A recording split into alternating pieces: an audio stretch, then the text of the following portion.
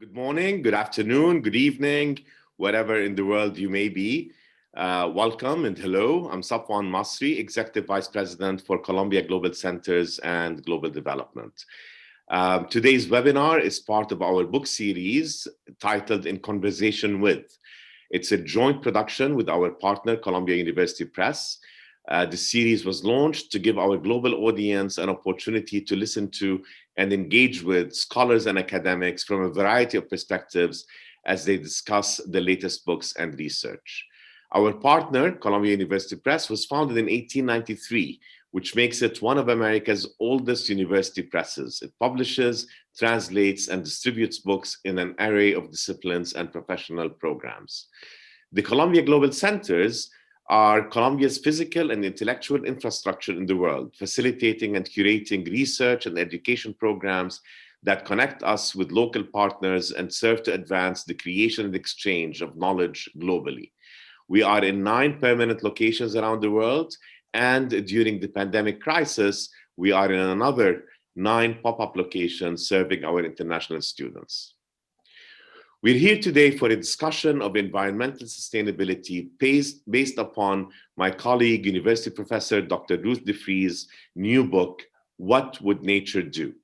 This will be in conversation with British science journalist Oliver Morton. I will try in the few minutes time allotted for an introduction to set the stage for a topic that has really been millennia in the making. In my own work, we tend to see global connections as relationships among the peoples of the world. Global stability is perceived in human terms as a diplomatic endeavor relying on policy. In her book, Dr. DeFries challenges us to be counterintuitive and to look at our global connections from a totally different perspective, that of nature. The now year-old COVID-19 pandemic has demonstrated that our global interconnectedness follows the laws of nature, not human will. And this has proven to be frightening. The virus spreads across continents and mutates and circles back again, and we humans do not have much in the way of experience managing a cycle such as this. As Dr. DeFries argues in her book, epidemics have plagued humanity since civilization began. But humanity has little experience in collectively managing the global reverberations from a microscopic virus in an obscure Chinese market. But nature does. We must thus turn to it to learn how to be better prepared and how to manage unpredictability. Evolution is how nature plays the long game, adapting and using multiple paths to survival. Unpredictability, far from being the destabilizer it is among people, is precisely how nature has been overcoming crises for billions of years. There is something liberating in thinking this way. Perhaps we can learn to model ourselves after nature and find resilience. This is, of course, the point and purpose of Dr. DeFries' book, What Would Nature Do?, in which she identifies 4 tools that nature uses and examines how we humans might adopt them to better serve the global community in its entirety.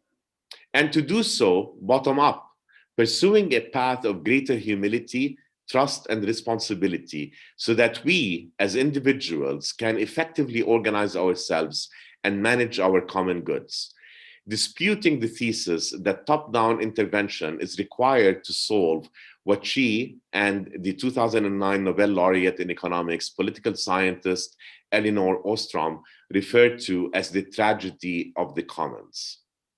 Now, without further ado, allow me to introduce more fully Professor Ruth DeFries. Ruth is a university professor at Columbia, the highest attainable rank in academia. She also holds the title of Denning Family Professor of Sustainable Development. Professor DeFries is an environmental geographer who specializes in the use of remote sensing to study Earth's habitability under the influence of human activities, such as deforestation. Welcome, Ruth. Oliver Morton, who will be interviewing Dr. DeFries, is a senior editor at The Economist. Previously, he was The Economist's energy and environment editor and science and technology editor. And before that, he was chief news and features editor at Nature, and editor of Wired UK.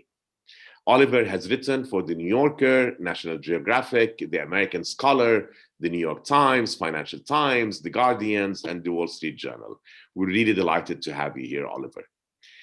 Before I turn it over to Oliver, I want to remind our audience members who would like to ask questions that you may do so through the Q&A button at the bottom of your screen. We will have a discussion for around 40-45 minutes, followed by audience Q&A. So with that, I turn it over to you, Oliver. Thank you very much, Safwan. And it's a real pleasure to be here and to have the opportunity to talk to Ruth about her fascinating book. And to start the fascination off right at the beginning, the actual title interests me because, as the Welsh cultural critic and literary theorist Raymond Williams once pointed out, nature is one of the most complicated and contested words in the English language. So were you nervous at all about putting it front and center in the title? Well, first of all, thank you, Safwan, for that nice introduction. Thank you, Oliver, for being here today, and to everyone who's joined. Well, deciding on a title is always nerve-wracking, and Oliver, you've written many books, so I'm sure you shared that as well. The danger of using the word nature is that it connotes this kind of romantic ideal of perfection, in balance, in harmony. And the idea of the book is really something quite different. The idea of the book is that nature, life on Earth, has experienced many shocks. Asteroids crashing into the Earth, swings in climate, extinctions, diseases, but has persisted. Life on Earth has persisted through those shocks. So what can we learn? Nature is a complex system, unpredictable, and human civilization is also a complex system and has never been more complex with our interconnected world, which has great benefits, but also brings some risks. So nature has a lot of experience, billions of years of experience, not intentionally or not by design, but what has enabled life to persist. So human civilization has very little experience, a sliver in time. And what can we learn? Not that we want to be like nature, not that we want to get rid of our dead, or, you know, we're people are not like nature. People have ideas, people have values, people care about equity, people care about protecting non-productive members of society. So it's not that we should emulate nature, but that there are strategies which have proven themselves to enable life to persist through many different kinds of shocks. And what I was looking for in the book was to identify what those strategies are and how is human society learning that those strategies could be useful for our own institutions and decisions and ways forward to have a more resilient society. So you have some lovely stories. You have lovely stories about all sorts of different aspects of the world in the book. But I was wondering, would it be equally true to call it "What Would Evolution Do," or are you making a distinction between evolution and nature here? It would be. I think that would be an okay title, but it would be much more boring. And what I was trying to get at in the book, I was trying to pull out stories and narratives and ways to illustrate, you know, complex systems are called complex systems for a reason. They're complex and they're really abstract ideas. And about nonlinearities, feedbacks, you know, really abstract networks, all these abstract kinds of things. I wanted to take those concepts, and it was a challenge that I had to myself to illustrate those concepts with narratives and stories and hopefully accessible explanations to bring people in to to engage with those ideas and not get stuck on the abstractness and the kind of geeky kind of language around complexity science. So thinking of that, one of the stories that struck me, which I absolutely loved, was about the sticky-toed lizards. Tell us about the sticky-toed lizards. Oh, the sticky-toed lizards is one of the illustrations about why diversity is such an important feature to keep in our species, in the species that we rely on for food, in our language, in our worldviews, in our culture. Why diversity is so important. That's one of the 4 key strategies in the book. So the illustration of the sticky-toed lizards comes from the work of Jonathan Lobo's lab at Washington University, and the lead on that study was Colin Donahue. And what they found was during Hurricane Maria, which hit the Caribbean, that lizards, like people, were in a lot of danger. They could be whisked away and blown away, and floods, and they were in danger. And they looked at the lizards, the characteristics of the lizards that survived the hurricane. And the ones that survived, I love this story. The ones that survived were the ones that had stickier toe pads so they could cling to the trees, and they had thinner thighs so they were less likely to be blown away with their billowing thighs, blown away in the wind. And those were the ones that were more likely to survive the hurricane.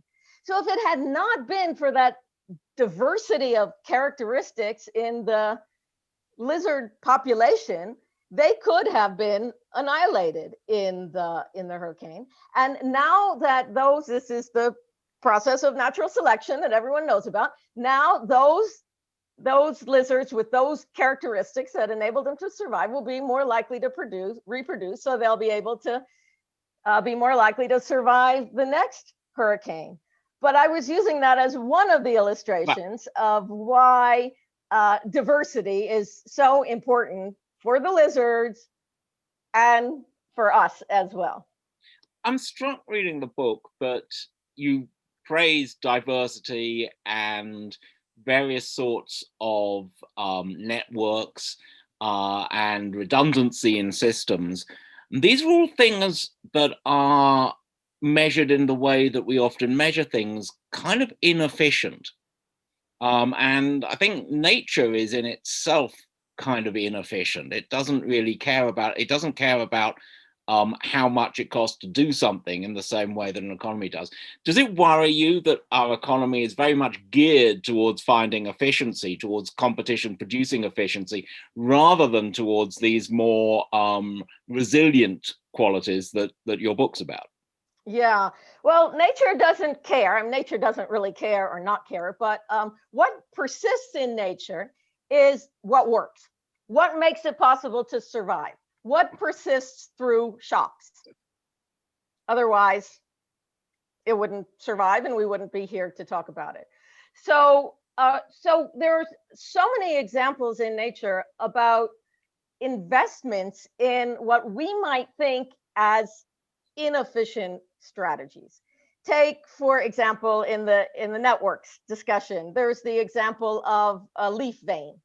So a leaf vein, very important function of leaf veins is to carry water throughout the leaf and bring the sugars back to the rest of the plant. So it has to function. If something happens, the plant is in trouble. If there's a bite taken out of the leaf or there's a tear, then that network is going to be severed, and that's not good. So if you look at a leaf vein very carefully, and this is what evolved through time, is lots of little microscopic veins, lots of loopy networks, and all kinds of veins that go all over the leaf, and it looks like a kind of a disorganized pattern. And the physicists have done work on this to show that that is the strategy that's bringing resilience in case there's damage to the leaf, because there are multiple ways to get from point A to point B. It's like if you're in a traffic jam, you want to have a lot of different ways to get to your destination. So that investment must be worthwhile, or at least it must not be harmful. Otherwise, it wouldn't persist through time. And there's a cost. There is the cost of the plant investing the materials and the energy to build those veins. So that, if we take the lesson from nature, that cost pays off in resiliency.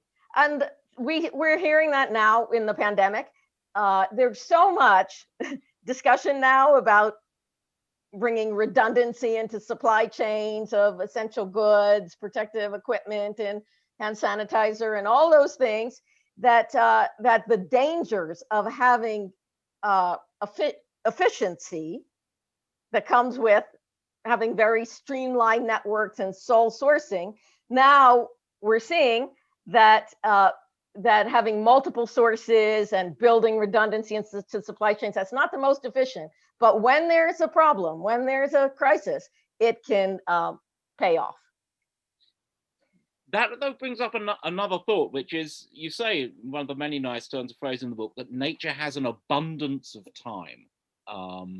And we don't really. And the time frame for which it makes sense to work out that you need to be resistant against pests generation after generation doesn't feel like the sort of time frame that our current society operates on. So we don't, as it were, have time to learn the lessons of evolution. And we should remember that evolution teaches its lessons mainly by killing things. So how do you imagine these lessons actually being learned or instantiated? I think that they're great lessons for people to take away, but how do you have to just convince people that this is the right thing to do? Or do you have to restructure things so that these things come, as it were, naturally? Well, you know, when I was writing the book, I was looking for examples where people have learned that these strategies or similar strategies have actually worked. Not looking to nature necessarily, or even realizing that the strategies that they were using is similar to nature, but where has it worked? And what I found so interesting in doing this research was that those examples that I found that paralleled some strategy in nature were mostly from the finance world and from engineering. So in the finance world, it's common knowledge about diversified portfolios, that's a better long-term investment strategies than putting all your investments in one basket.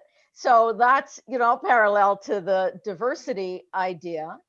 And in the finance world also, the interesting example was around circuit breakers in the stock market. Now, I wrote this book completely before the pandemic. I was sending in the final manuscript that week in March when the pandemic hit and everything closed down. So I was like, oh gosh. As a writer, my heart goes out to you. Really? So then I was, oh gosh, well, okay, I don't have to prove to anyone that these kinds of unpredictable shocks can actually happen. But I had to really scramble and go back and put some things in the book. But one of the examples in the book, in fact, the opening example from the network chapter, I had already written about the circuit breakers. So that's the idea in the stock market, that when the stock market starts to crash, that depending on the rate, that there's a trigger that goes into effect to halt trading, allow the market to stabilize, and then that prevents even more catastrophic plunge. So that's the example that I used, the 2010 flash crash. That circuit breakers went into place by financial regulators after Black Monday in 1987. So it's really pretty new. And then when the pandemic, remember that last March, when everybody then knew what a circuit breaker is, because the stock market tanked and the circuit breakers went into effect and they changed the rules, and it kept triggering the circuit breakers. So that's the idea, the strategy from nature of having these self-regulating mechanisms that are so common throughout nature, to have these kinds of homeostasis, negative feedbacks, which allow a self-correction before a situation becomes too catastrophic. I'm sorry, just thinking about the flash crashes and about a negative feedback is making me think, I mean, the alternative to having circuit breakers is, of course, to do something with a transaction tax to actually make very fast transactions difficult. And I'm wondering about whether you could actually, rather than break the circuit, whether you could actually change the system. Because one of the things looking at the circuit breaker chapter, or the chapter looking into circuit breakers, is thinking, well, wouldn't it be kind of cool if people didn't do this absurd fast rate trading for very, very marginal gains very, very quickly and put the financial system at risk, rather than protect the financial system against it? Why not put ourselves in that danger at all? Well, maybe that'll be a learning from, just like the Black Monday led to the circuit breakers, that a learning from all of the circuit breakers that got triggered during the pandemic might be a rethink about if there is a better way. So that's how every time a crisis happens, there's the opportunity to learn. And there's a quote in the book somewhere from Winston Churchill: never waste a good crisis. To learn and to change. He, I'm sure, meant it from a political point of view, but it applies to many other aspects of human society. So so going back to this question of all these lovely stories you have in the book, tell us about the ideal X, because you use a lovely, and I think I've used it myself on occasion, a really lovely narrative trick at the beginning of that chapter, say, it all really began on whatever the date is, 1956. And that's just such a hook for a reader, because I think, ooh, what began? That's really exciting. So what began with the first voyage of the Ideal X? Well, on that day in 1956, the Ideal X took off from its port on the East Coast and set its course around to the Gulf and to Houston, I think was the destination port. And that Ideal X was the trial run for what changed the world absolutely, incredibly, dramatically. That this was the brainchild of Malcolm McLean, who grew up in the South and had a business hauling junk as a family business. He was delivering to a port, and he was looking at the way that the shipments were loaded and unloaded from ships, and he thought, like you just said about the circuit breakers, maybe there's a better way. So he came up with the idea of these standard shipping containers, that you load the goods in a standard shipping container, put it on a boat, get it to where it goes, unload it, and get it to where it needs to go. No need to unload everything, put it on the boat, get it to where it needs to go, unload it, all that extra, inefficient, labor and time and things getting lost and things getting stolen. And he amassed a fortune. Really simple idea of shipping containers, which are now commonplace. And it was a big enabling factor for globalization and the enormous increase in trade over the last decades, and the connectedness of the world, which has made our world the complex, interconnected civilization that it is today. So he was, there's a quote in the book from his obituary, and I don't remember exactly what it is, but something to the effect of the guy who changed the world so dramatically that nobody's ever heard of. Yes, no, in terms of influence for name recognition, McLean is definitely an outlier. But I was interested, is that something, that standardization is a fascinating thing, and it's a way that that a lot of human networks work. So for instance, the fact that the data that's going in and out of Zoom from both of us is going through TCP/IP. Is that something that nature does, that sort of standardization, or is that something that we do which might be a weakness that nature would avoid?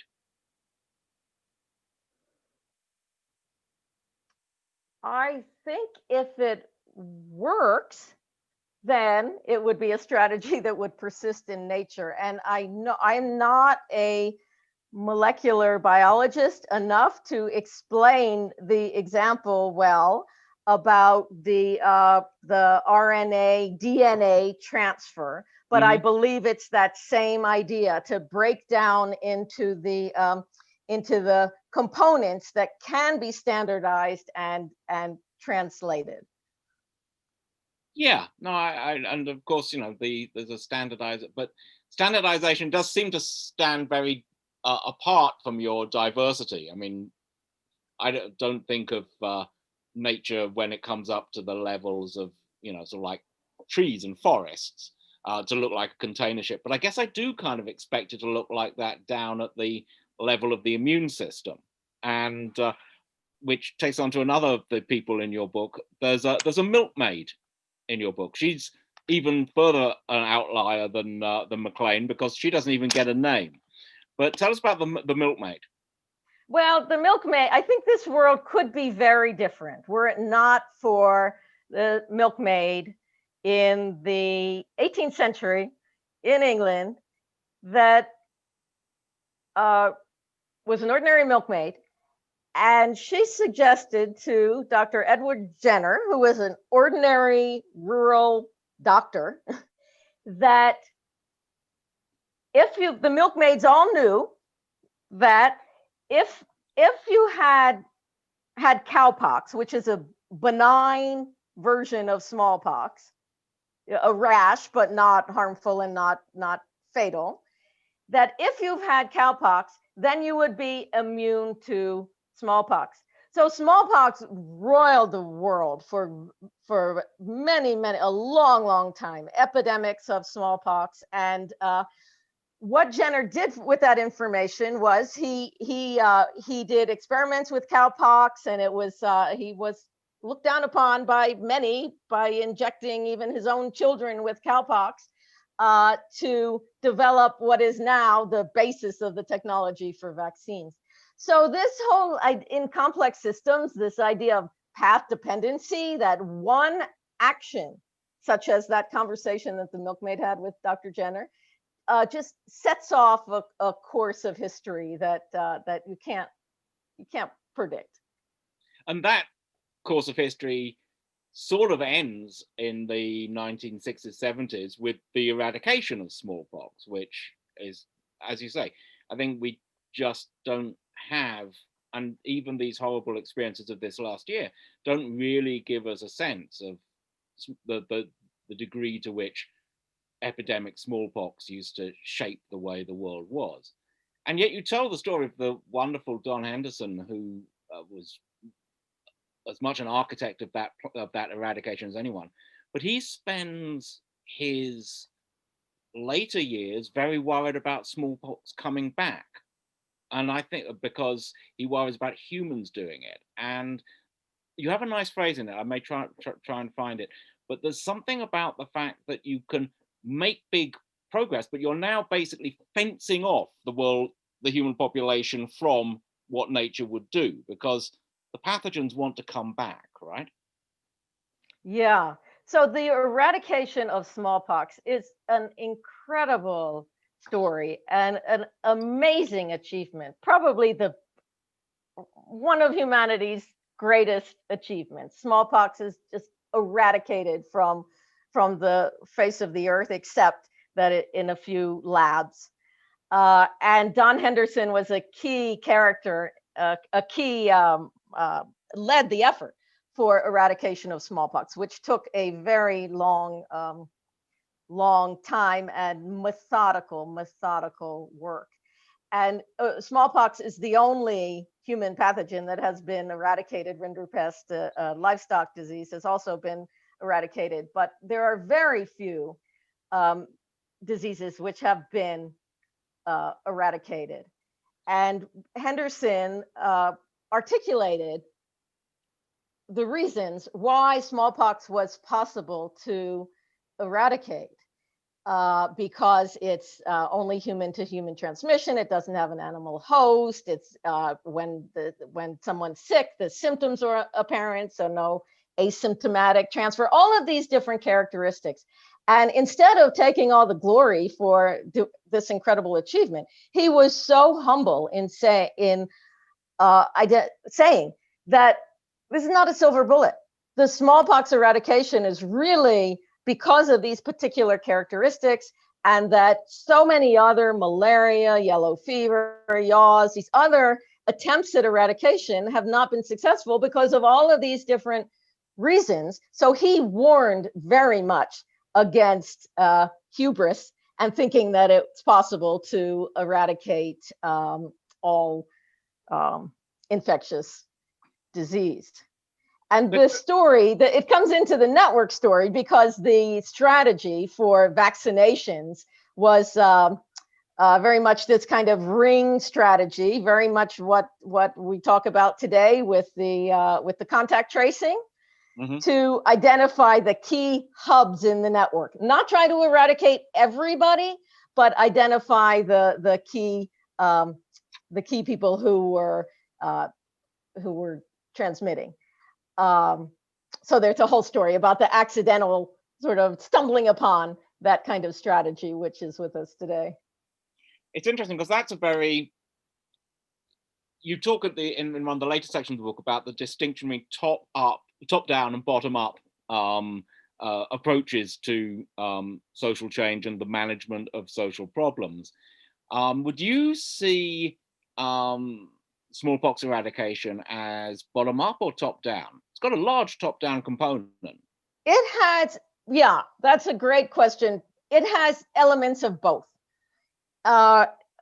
Obviously, the global coordination is very kind of top down, but without that bottom up element, that eradication campaign wouldn't have been successful. It was workers going into every village. I mean, hundreds of health workers going into the villages on the ground, very bottom up, very involvement of the community. Some people will say sometimes in a draconian kind of way, but very, very rooted in the bottom, the bottom up kind of work to link that top down goal and the top down technologies with the bottom up ability to disseminate.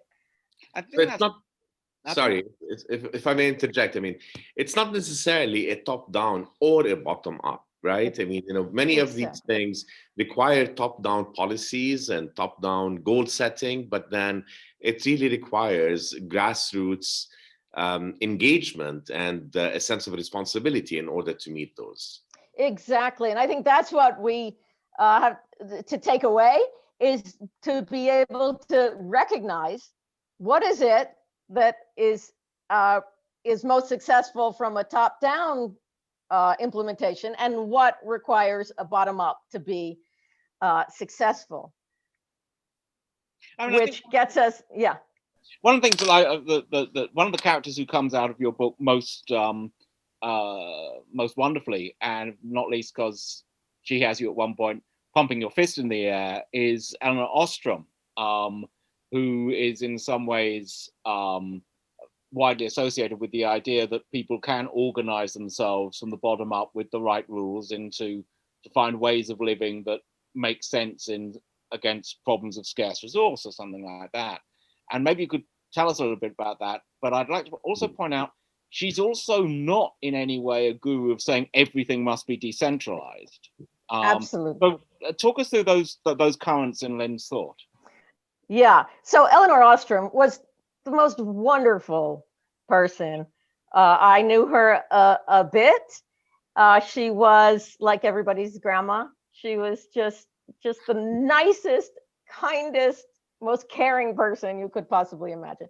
She won the Nobel Prize in economics, and that was fist pumping for many reasons. First, she was the first woman to win the prize, and second, she wasn't an economist. She was a political scientist, and her work was just absolutely groundbreaking and went against dogma. She stood up against dogma. The dogma at the time, the way of thinking at the time, what came from Garrett Hardin, and the idea of tragedy of the commons, the idea that if there's a common resource like fisheries or forests or the atmosphere, people will misuse it because it doesn't belong to them. They will misuse it. And of course, there are many examples of that. Our atmosphere is certainly one example of that right now. Elena Ostrom came along and said, well, is that always the case? And she studied situations in which people self-organized to manage their own resources. So she started out in Los Angeles with all of the institutions that came together to manage the groundwater when it was depleting rapidly. She studied community policing and showed that that community involvement in policing and sort of a bottom-up approach to policing is more effective than a centralized police force, which was the idea at the time, was to centralize. She went on to study a lot of different systems in which people self-organize to manage their resources, forest resources, fisheries, different types of resources, water, irrigation. And she came up with this set of conditions. She did not say that bottom up is always possible or will always work. She was very careful about that. But she laid out this set of conditions where bottom up self-organization leads to good management of resources. And it's conditions like having the authority to enforce rules and having information. And her thinking changed the thinking in the development world and natural resource management world from this top-down command and control tragedy of the commons, which came from Garrett Hardin, to the idea that if conditions are right, then people can manage themselves. And that led to decentralization. She went on to do a lot of great work about, as you were saying, Safwan, this whole range of institutions called polycentric governance to manage both from the top and the bottom. Yeah, I think that I think it's a very interesting lesson, and one thing that I came away from it feeling, and this is I will admit to you all, slightly uncommon for me, feeling optimistic about was wow, Oliver, that is amazing. Because I know you well, and I know you're not optimistic easily. But it did strike me that reading that in the context also of the networks chapter, I was trying to get earlier at the question of the abundance of time that nature has compared to the shortness of time we have. And it's striking that in many of Elena Ostrom's examples, these are social, mitigated by, not mitigated, but they're instantiated in social customs that have evolved themselves for quite a long time, that people have learned over the generations how to manage a commons. And I just wondered, do you think there's a hopeful idea that we can now learn from each other much more quickly than we used to because of communication networks, that we can actually see what has worked and thus not have to go through the whole cycles of failing and dying that evolution imposes on us? Yeah, I absolutely do. And that reminds me of, I think, you know what Mark Twain said, that education is what's left when you forget what you've learned. Right. So I didn't know that. That's lovely. Yeah. So in undergrad, when I was an undergraduate, I'm sure I forgot 99% of what I learned. But one thing really sticks with me, and it was in an anthropology class. And the professor, whose name I would not be able to tell you, said, ideas in people work like genes in other animals. So ideas in people work like genes in other animals. And that just hit me. And that's really what this book is about. What you said, that ideas, we can use these ideas and share these ideas and spread these ideas the same way that natural selection would work over a long time, and we can change through ideas and the sharing of ideas quickly. So that can be a positive, and that can also be a negative, like we've seen in this country, unfortunately, with misinformation. Given, I mean, one of the classic explanations or studies of that phenomenon is, of course, what Dawkins says about memes. I thought what was interesting about memes is that they only have to reproduce. What's nice about social practices, and if they can be learnt off the internet, that could be a really interesting thing, is that they would be tried and reproduced. Well, at the moment, I find it extraordinary how almost all the terms of art that we use to discuss network communications, is it viral? Is it infectious? Is it addictive? These are all bad things that we actively seek out in this space. And I just wonder about the idea that you'd be able to actually get much faster knowledge about things that have actually worked. So that was my hopeful thought. Well, yeah. Well, just look at the last decades, where we might look back and think that all of these bad things happened, but a lot of very good achievements happened. The eradication of smallpox, decline in infant mortality, increasing life expectancy. I mean, a lot of very positive achievements happened, and that happened because these technologies and ideas could spread.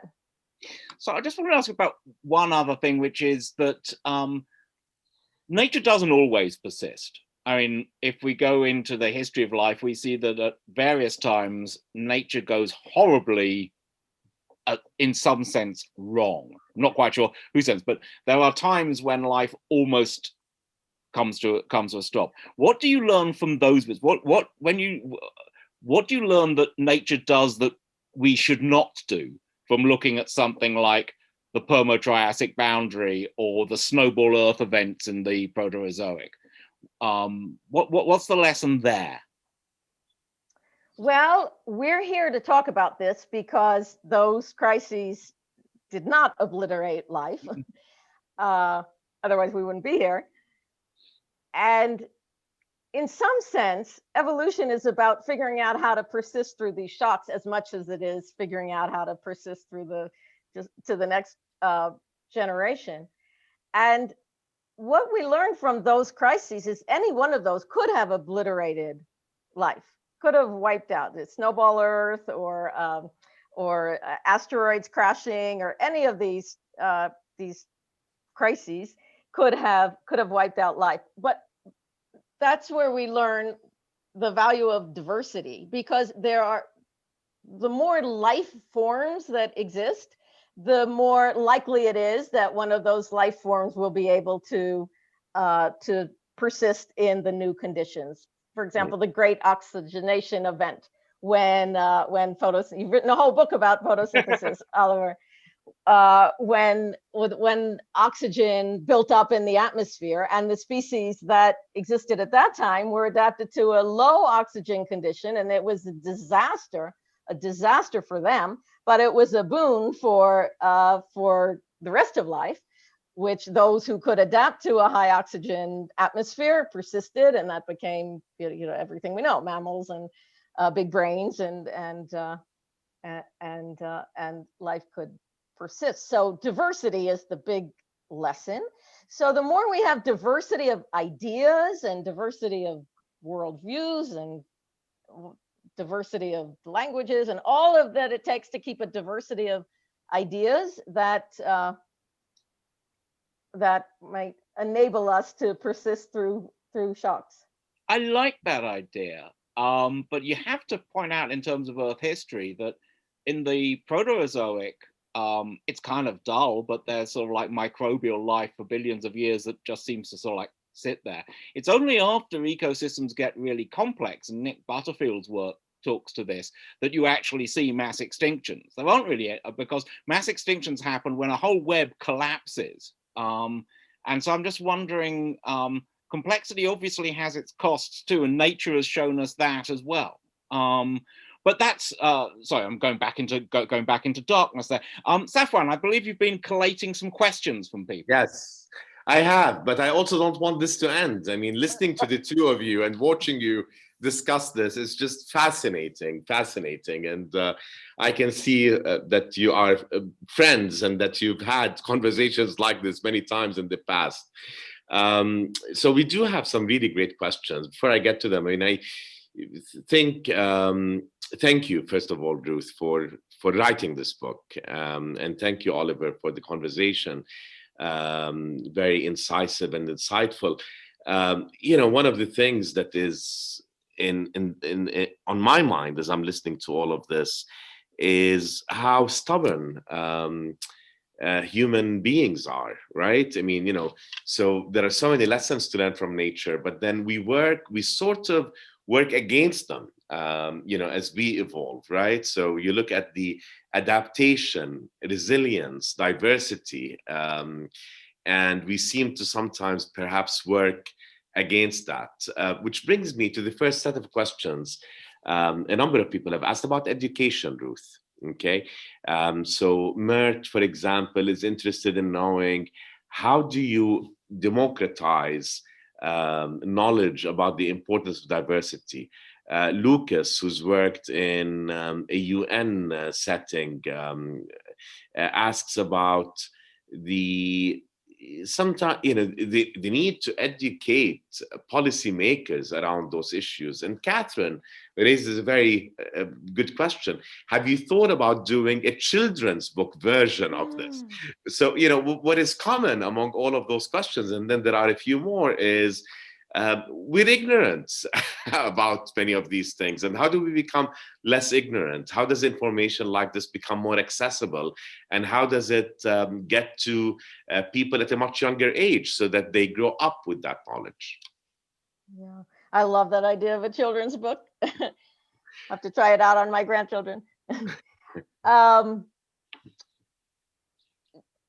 think we can't all know everything about everything. This world is incredibly complex. And I think the fundamental point I want to get across in this book is to think about the world, to think about nature, and think about human civilization and all of these questions we face, knowing that we live in this complex world, in this complex system. So we cannot have all of the answers. There are no silver bullets. We're sort of coming out of a sort of technological age where it seems like we can have a techno fix for everything, but we live in such a complex world that there will always be unintended consequences. We don't know what those are, but to just come from the perspective that this is the world that we live in, and we think about the leaders we support or the leaders we become as those who approach the world with the understanding that it is this complex system, that we can't come in and always find the solution. And so I think it's more about, it's not really education, but it's more about appreciation of that kind of worldview about complexity rather than, learning particular facts. No, awareness. Yeah, awareness.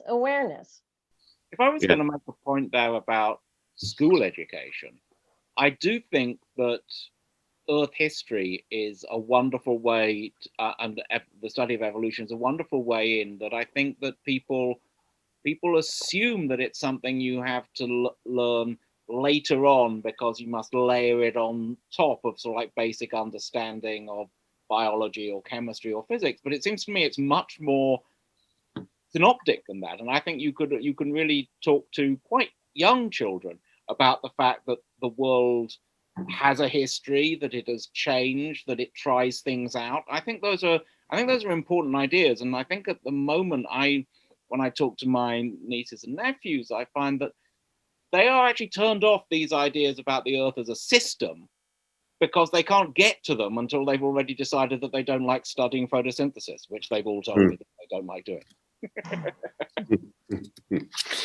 I love this question from Bernice Ang, who's asking about resource distribution and stability in nature, like in food webs. Can that be a useful analogy for us to think about economic inequality? Are there ways to understand inequality and the extent to which ecological networks can teach us about mechanisms for stability and greater equality? Yeah, that's a great question. And I thought about that a lot, these questions of equality, when I was writing the book. And nature doesn't really care about equality. It cares about, reproducing and survival. But the strategies can help us think about how to achieve equality, particularly the network strategies. So there's a part in the book that talks about the food supply, the globalization of food production, and how that kind of backfired, particularly on Mexico from buying corn from the US, and snowballed into the tortilla crisis that happened when prices rise. So that whole story is there. And there is a quote from, this is actually my favorite quote in the book, from Bill Clinton that says, "We all blew it." That we can't treat a country's food supply like TVs and commodities. I was just about to bring that quote up. It's absolutely wonderful, especially coming just a couple of pages after a representative of previous administration saying exactly that. That, we've just got to, because we can put everything in containers. It doesn't matter what goes in the containers as long as we can do trade with the containers. And that's a lovely moment that you bring out of Clinton saying, we blew that. Yeah, so we can learn and change. But this idea of having this redundancy in networks and not being so reliant. We saw what happened with the price spikes of 2008 and 2011, which some say contributed to the Arab Spring. I'm sure Safwan, you could tell us a lot about that. So building redundancy, particularly into the food supply, what's more fundamental for equity than making sure people can afford and have access to healthy food? That's one strategy that could address the equity. But I have to say that, so equity is not a goal of nature, or if nature has goals, which it doesn't, but it's not what nature would, we have to build that into our human institutions. That's absolutely true. Absolutely true. But there's also, it does come back to your diversity. Nature is not sort of like everything to the winner in the same way that, say, some aspects of human economies can be. And it's, I don't think it's in this book, but there's the famous concept of the paradox of the plankton, that, you will find the same plankton just in different distributions widely around the ocean. You'd have thought that being a thing that sits in water and photosynthesizes, you'd have thought there'd be a right way to do that. But it turns out there's always a lot of different ways of doing that. And I think nature does show that it's actually something almost conservative, that, the fact that something is there means that probably it had a reason to get there at some time, and that it's some sort of backup system. And I think that it's not the same, and it doesn't have the moral weight of equity, but the thought that what you are valuing is not necessarily all that could be valued is a very important part of nature to me. Right. So we have time for a couple of more questions, and let me turn to Pedro asks about, on the topic of avoiding the tragedy of the commons, or as you refer to, as the Nobel laureate Eleanor referring to it as the drama of the commons, right? Because it could be tragedy, or it could be a comedy that comes out of it. How do we scale up and organize efforts to avoid global scale crises? How can we get better organized, given that different governments have different approaches to doing this. So of course, doing this on a global scale helps quite a bit. But how can we organize our efforts around these issues? Yeah, that's the question of the century. Yeah. So the discussion about Eleanor Ostrom and the drama of the commons, which is sometimes tragedy and sometimes comedy or positive outcomes, is I use the example there.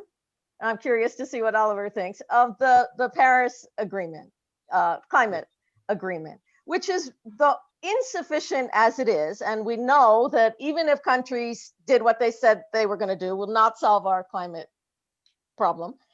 But it was the first time of many decades of international negotiations to try to come to some agreement about emissions when countries actually agreed. And now I can say that because the US is back in, thank goodness. And that strategy for the Paris Agreement, which came from the failure in the previous Copenhagen Conference of Parties, was a very different strategy. It was more of a bottom-up strategy where countries came to the table saying what they could commit based on their own circumstances to reduce emissions. So it wasn't like there was a pie that was being divided up and every country being assigned, allocated an amount of emissions, which was how the negotiations were previously, but a more bottom-up strategy where countries themselves decided what they could commit. So again, it's this combination of top-down, what do we need? How much reductions do we need?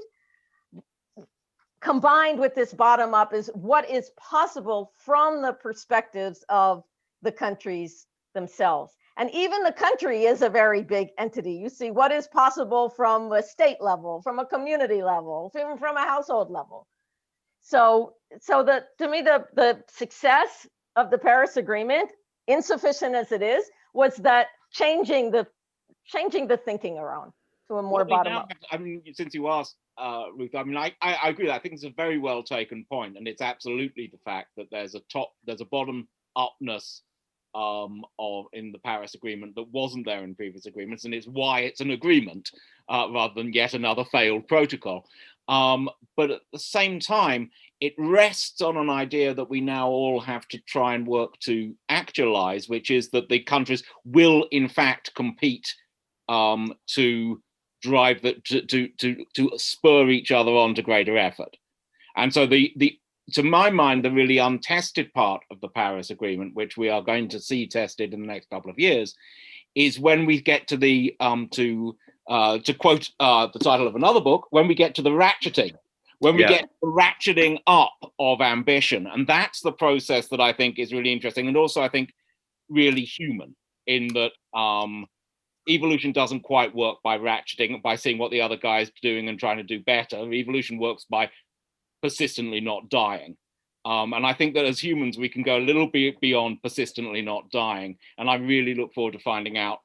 I really hope that I will find out that this is what happens with the Paris process, that it feeds on itself to become stronger.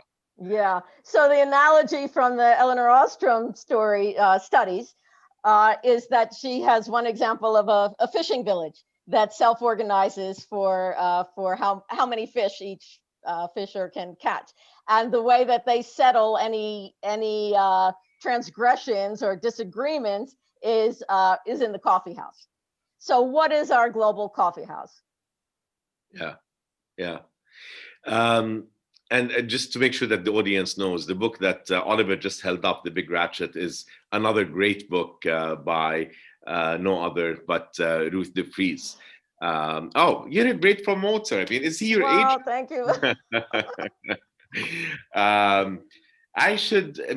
Talking about the Paris Climate Agreement, of course, there are the non-signatories, and there is, of course, the relationship between the US and China, and how China plays into all of this, and the commitments that it has made, which probably need to be far more ambitious, and what can the U.S. do perhaps under the Biden administration to try to get it to accelerate some of its goals and abide by them. But we have a huge responsibility, Ruth, in the United States, right? I mean, we need to lead by example. And one of my favorite things that President Biden said in his inauguration speech addressing the world, that we will lead with the power of example, not the example of power. Anyway, listen, I mean, we could go on forever, and this has been just absolutely fascinating.